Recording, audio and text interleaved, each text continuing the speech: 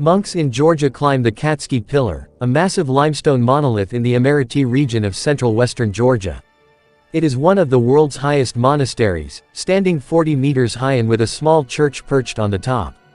It's a pilgrimage site for many Orthodox Christians, as well as a tourist attraction for people who visit to witness the nerve-jangling sight of monks dangling off the cliff edge.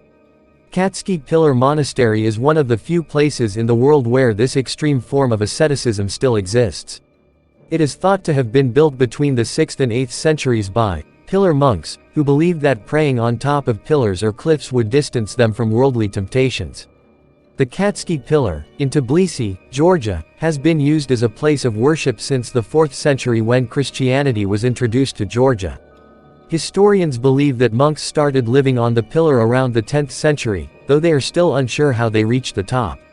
When the Ottoman Empire invaded Georgia, this method of praying was abandoned and remained so for centuries.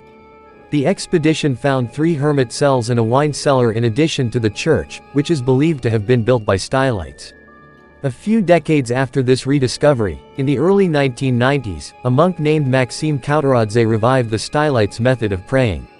With the help of locals from the surrounding region and the National Agency for Cultural Heritage Preservation of Georgia, he restored the sacred church to its former glory, using ropes and pulleys to transfer materials to the top, and even installed a 40 meters long iron ladder to make scaling the pillar easier.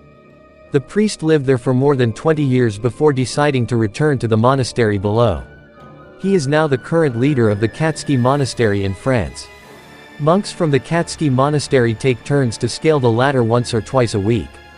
The most daring monks make the 20-minute ascent as free climbers, using only the rungs of the ladder for support. Once they reach the top, they pray in the church and tend to the wine cellar where they make wine for the monastery. Visitors are only allowed to ascend to the first level of the limestone pillar, where you can light candles and pray by a 6th century cross that has been enshrined into the monolith. My heart was in my throat just thinking about making the death-defying ascent, since just a thin steel scaffolding encircles the ladder for safety. But, focusing on reaching the top helps, Father Ilarion told me.